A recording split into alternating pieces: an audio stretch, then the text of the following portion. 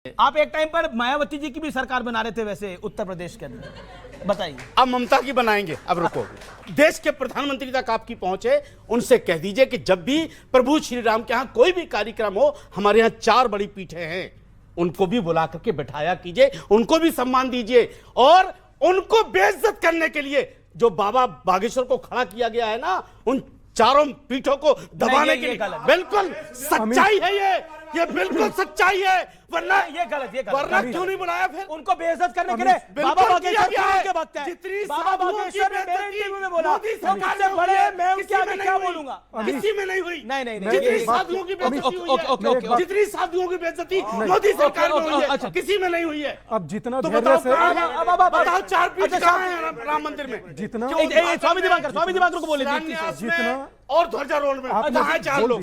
कहाँ 4 लोग? जितना धैर्य से आपने बोला, हमने सुना ना। मैं सुनूंगा, थोड़ा सा सब्र रखना। मैं हाथ बांध के सुनूंगा आपको। बस बोलिए।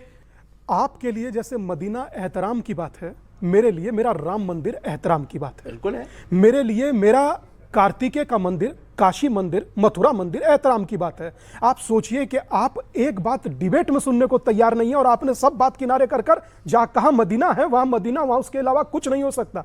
आप सोचिए कि कोई एक कांग्रेस का सीएम खड़ा होता है, रेवंत रेड्डी, और वो कहता है कि जो शराब पीता उसके लिए अलग देवता, जो भांग खाता उसके लिए अलग देवता। मेरे दिल पर क्या बीतता होगा? बिल्कुल सही है पर कोई नहीं, क्योंकि मेरा दर्द या मेरी नहीं, दादा बोलने दीजिए दादा। मैं कह रहा हूं गलत भी बोला था। मैं कह रहा हूं, मौलाना साहब सुन लीजिए, अगर बोलने वाले नरेश अग्रवाल हो या इस धरती का कोई भी आदमी अगर देवता के विरुद्ध बोलेगा तो वो अन्याय, पाप, और मुझे लगता है उससे बड़ा गुनाहगार कुछ नहीं हो सकता। पर आप सुनिए मेरी बात, मुझे दुख इस बात का होता है कि जिन्हें मैं अपना कहता हूं वो न्यूनतम आस्था का भी पिंडदान कर मुझे दिया जलाने से रोक देते हैं। मेरा आपसे सवाल यह है कि असाउद्दीन ओवैसी ने एक बयान दिया, उन्होंने बोला, उन्होंने डिग्री की बात बोली, उन्होंने बंकिम चंद बीए पास नहीं कर पाए थे, उन्होंने 8 दिसंबर को लोकसभा में यह बात बोली। क्यों? उन्होंने जो आनंद मठ लिखी, आनंद मठ में मुसलमानों के प्रति द्वेष भावना है। इसीलिए सुन लीजिए, इसीलिए कहा कि आप जिसका महिमा मंडन करने जा रहे हैं उस व्यक्ति का क्या किरदार रहा है देश की आजादी के अंदर, और उसको जो आज जो चर्चा कर रहे हैं, आज जो लोग चर्चा कर रहे हैं, ये बता दे वंदे मातरम गा करके कितने आरएसएस के लोगों ने अपने प्राणों की आहुति दी है। पहले भी सवाल पूछा, जब भी जवाब नहीं दिया था।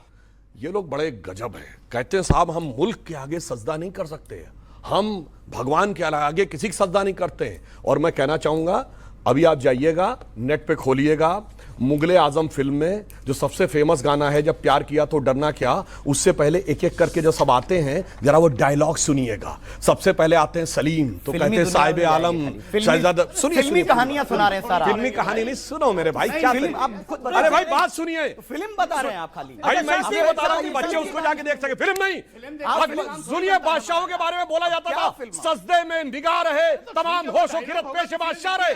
बादशाह को सजदा करते थे और कहते देश को सजदा नहीं करेंगे। बोलो, हर बादशाह के लिए बोला जाता था। देखिए, बादशाह को सजदा नहीं किया जाता था, बादशाह को सजदा नहीं किया जाता था, नहीं किया जाता था। अरे साहब नहीं किया जाता था, नहीं किया जाता था, किसी बादशाह को सजदा नहीं हो सकता, किसी को भी नहीं।